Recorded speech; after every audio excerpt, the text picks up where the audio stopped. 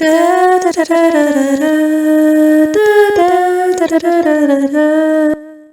it's How To Not To. Today I will be going back in time to review the vintage GR-C1E VHS JVC Camcorder that I found in my attic. It's the same model as Marty McFly used in the 1985 film Back to the Future. This is the original carrying case, which is approximately 18 inches by 12.5 inches. It looks like a small suitcase and it was quite heavy. Can you imagine carrying that around with you? The JVC GR-C1 was released in March 1984 and was the first all-in-one VHS camcorder, and it was voted one of the top 100 gadgets of all time. Okay, let's open the case, which is a nice deep burgundy colour. I quite like it. It can also be locked as well with a key. Not sure where that is. 1 hour later. And there it is. This is the camcorder. I think the only thing that's missing is the protective cushions. And also I remember there being a flap in the top left-hand corner to keep all the cable wires tidy. But other than that, it looks like we have all the accessories. I can't believe we still have the instruction manual, which is still in good condition. Let me just have a quick read of that. I remember my parents paying something like £1,000, and back then that was considered a small fortune. But it was used quite a lot by my parents and by myself. It was my first camcorder that I ever used. My parents used to take it everywhere with them, holidays, graduations, weddings, etc. It was like part of the family. I think the last time we stopped using this camcorder was in 96, 97.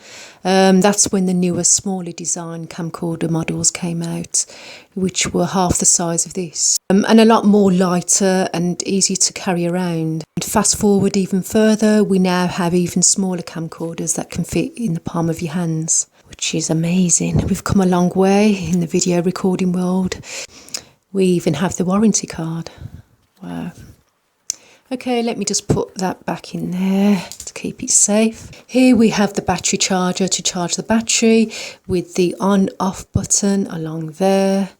And this is the battery, which is not the original battery that came with the camcorder. The original one is a lot slimmer and lighter. Yeah, the battery life eventually ran out of the original one, so we had to get this this big battery.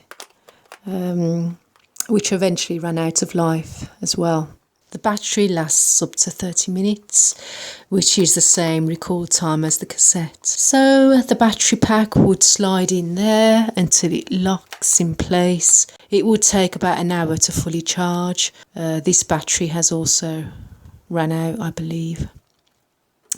What we're gonna do? Next we have the connection lead to the TV or video recorder, so you can play back what you recorded on your TV, and that goes in the back of the camcorder. I've never had to use this, so it's going to be interesting to find out how that works in reality. And I will be demonstrating that out. As you might have guessed, I will be doing a full demonstration of the camcorder in my next video. And if it's not in my next video, then it definitely will be my next video. Oh, so exciting. So what do we have next?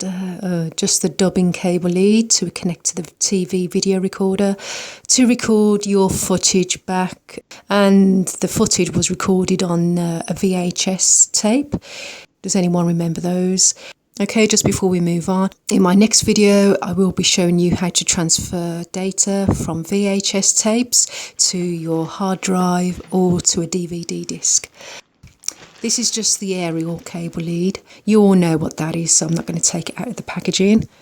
This AC adapter didn't come with the camcorder, but as the battery is completely dead, it's needed to view the footage on the cassette, so without this I won't be able to use the camcorder. I think the battery can still be bought on eBay. You can also buy the camcorder itself. A couple of them have been sold on eBay as it's a collectible item. I'm not thinking of selling mine, as I have a shed load of footage still on the original cassettes that I have to transfer to my hard drive. As I mentioned before, I will be showing you how to do this, how to transfer footage directly to your laptop PC, so look out for that video as well. Okay, we're now moving on to the Viewfinder, which can be detached from the camcorder to save on space when you're packing it up. Yes, that's makeup foundation that you can see there. I have tried to clean it, but it just won't clean on the rubber bit, which is a shame. So the Viewfinder just slots onto the camcorder. I'll be showing you how to do that later. Finally, here we have the GR-C1 JVC Camcorder. I really like the deep burgundy colour. It really set it apart from the previous models, which were, I think, black. So this weighs 1.9 kilos. That was considered back then as ultra compact and lightweight. Wow, that is heavy. I can't believe we used to take this on holidays abroad with us, in that carrying case as well. We did eventually buy a smaller carrying case, as we kept getting stopped at customs. Back then, we all thought it was really small in comparison with the older models, which were even larger. This is the carrying case we eventually bought. It's a bit dusty. Yeah, as you can see, it's smaller and lighter, but still heavy. I think it's about, with everything, including all the accessories, about 5 kilos. I still prefer the original hard carrying case. It looks more stylish, something out of James Bond. So this is the play button, and you have the pause and record buttons along there. You can rewind, fast forward. You have the stop and eject buttons. That's the counter display to warn you if the battery is low and if there is any condensation. It also displays the tape counter and memory mark. These buttons here, that W and T, allows you to zoom in or out, so it's very convenient to have them there right next to your hand when you're holding the camera. Further along, you have 2 ports to insert a remote control or earphones. This is the microphone, which can be detached, and you can also replace it with another more advanced microphone. Along here is the cassette holder, and you could only record on this type of cassette, which is a VHS-C tape, which allowed you to record for 30 minutes. The tape had a safety tab to prevent accidental erasure, so when this tab is removed, recording is impossible. And there you can see the tape is a bit damaged. You can turn the gear to take up slack as well. It's quite big compared to the mini DV tapes. The mini DV came out in the mid-90s and had 60-minute record time. So the film footage on the VHS-C tape was transferred to the much larger VHS tapes, as you can see here, to view on a VHS video recorder. And the VHS came in 180, which is 3 hours of record time. They also had 240, which is... my brain's gone dead. I'm sure you can work it out. So it was a slower process to view the footage on your TV, unlike today where you can instantly play back any footage that you recorded. And further down you have the tracking control to minimise noise bars if observed during the playback. On the back of the camcorder is where the battery slots in, the video and the audio out connector cable, and also the AC adapter power lead also connects here. And on the other side you have a nice comfortable pad to rest the side of your face on when filming. Here is where you can adjust the settings according to whether you're shooting outdoors or indoors, and you can adjust the brightness and colour, etc. The 6.1 zoom lens has a filter diameter of 49mm, a focus ring which you can rotate to focus. This button is for macro shooting, and there's a manual zoom lever to manually zoom in or out, and you have a lens cap to protect the lens. And above there, that's the iris lock button as well. Here we have the carrying handle, which can be removed, and down here you have the adjustable hand strap with a Velcro strip to expand the loop. This orange button turns the device on and off, and this other orange button here is the start and stop recording button.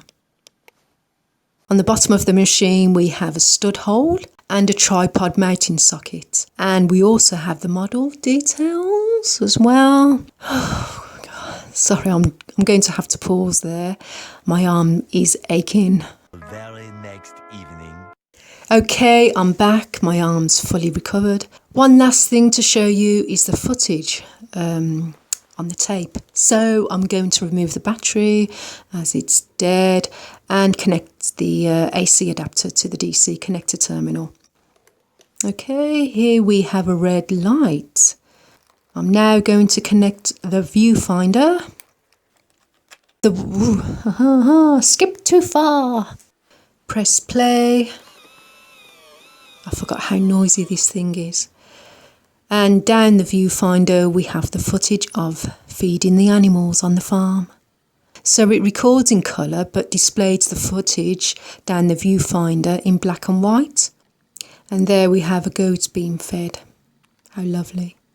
Okay, that's it for this video. Please like and leave a comment. I will do my best to answer any questions you may have on this camcorder. Don't forget to subscribe to my channel and click on the notification bell, as my next video will be how to convert old video footage to the hard drive and DVD. So that's it. This has been How To Not To, giving you a review of the camcorder, the model that was used in the film Back to the Future.